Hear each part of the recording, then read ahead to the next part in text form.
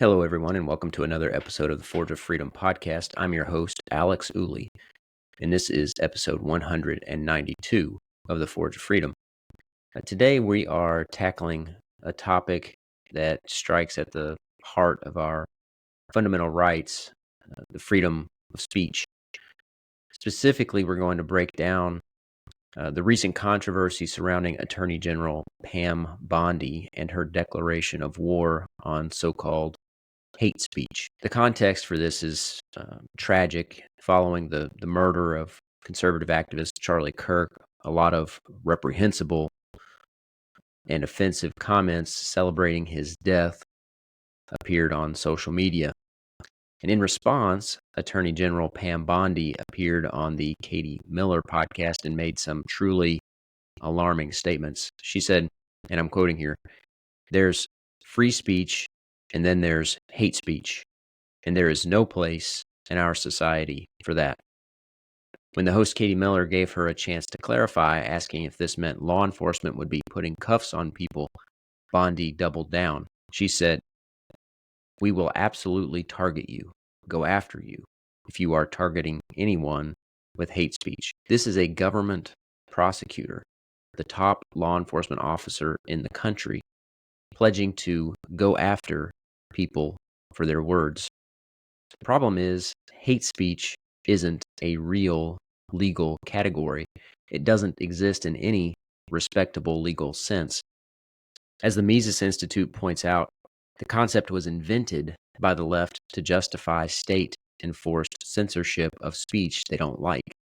For a sitting attorney general to adopt this left-wing talking point is deeply problematic and shows an immersion in a culture of coercion and despotism that permeates Washington.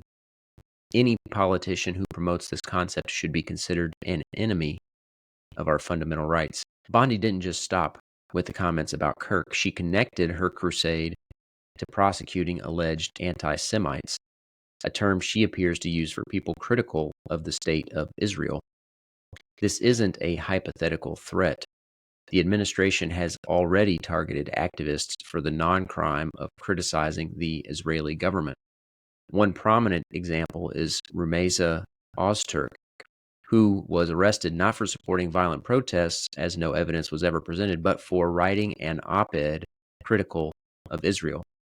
Feeling emboldened, Bondi then pledged to go after people for saying mean things on the internet. And the irony, and to add tragedy to an already tragic situation with the assassination of Charlie Kirk, this is a position that Charlie Kirk himself would have adamantly opposed.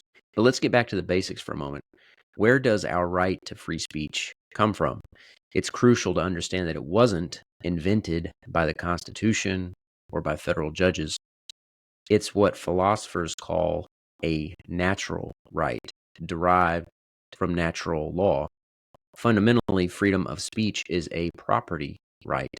This begins with the foundational principle of self-ownership, the idea that each person has a superior claim to their own body as related to everyone else. The right to use your own body to express your opinions stems directly from this natural right of self-ownership.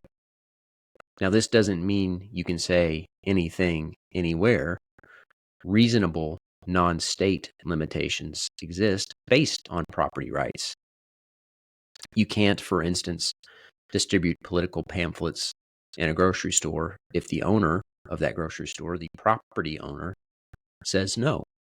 You also can't speak or say whatever you want on that property if the property owner says no. Their right to control that property is superior to yours in that instance because it's their property. But on the flip side, if we respect property rights, a person is utterly free to express their opinions in a place or a forum where the owner allows it. Pam Bondi may not like people cheering Charlie Kirk's death on a privately owned website, but the government has no legitimate role in regulating that speech.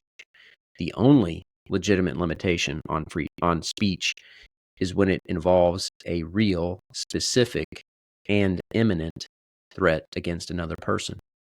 This aligns with the standard set in the 1969 Supreme Court case, Brandenburg versus Ohio, which concluded speech can only be limited when it is directed to inciting or producing imminent lawless action. Saying something like, "I'm glad Charlie Kirk is dead," doesn't even come close to that standard, nor does saying, "I hope members of the IDF get killed." These are vague attacks, and that's a form of free speech, pure and simple, no matter how disgusting. The danger of embracing the concept of hate speech is that it's vague, undefinable, and wide open to abuse.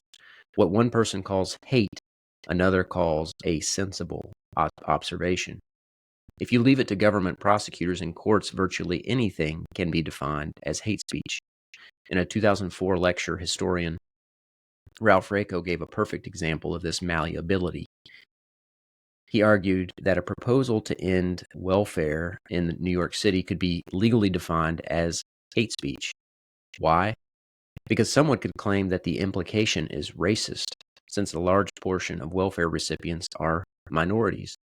All it takes is a sympathetic judge or a despotic attorney general like Pam Bondi. This isn't just a left-wing tactic anymore. We're seeing an assumption on both sides that once your side is in power, you can build up tools of censorship, forgetting that power will inevitably shift and those same tools will be turned against you. This is why we must always advocate for rolling back state power, not just wielding it for our own ends. Thankfully, Bondi's comments received substantial and almost universal backlash from the right, including from many in the MAGA movement. Activist Matt Walsh even called for her to be fired. In response, Bondi backtracked, claiming she was really only talking about speech that crosses the line into threats of violence. But this was clearly just damage control. So what's the takeaway? First, the concept of hate speech is a Trojan horse for censorship. It has no place in a free society. Any politician who uses this term unironically is signaling their hostility to your most basic rights. Second, our right to free speech is a property right. And you always have to remember this framework, or else you get sucked in to these arguments being made by left and right alike to take away your rights. The government has no business telling private platforms or private platform owners what can or cannot be said, short of incitement to imminent lawless action. When we lose sight of the property rights foundation, we open the door to all sorts of government mischief. And finally, we must resist the temptation to use government power to silence our opponents. The tools of censorship you build today will be the chains that bind you tomorrow. As we see with Pam Bondi, the authoritarian impulse is not limited to one political party. It's a danger inherent in the state itself.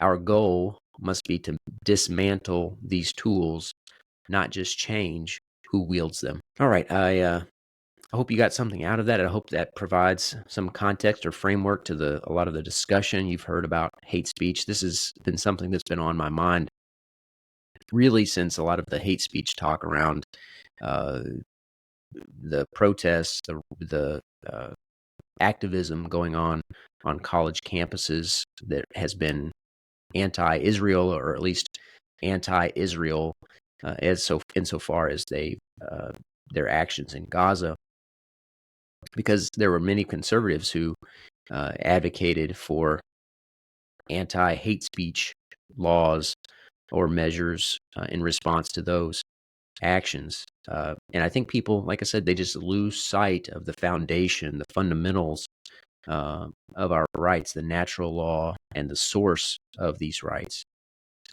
And I think it's important to keep that in perspective. I want to say one other thing too. Next week, I'm going to have another guest. It's a guest that has been on twice previously.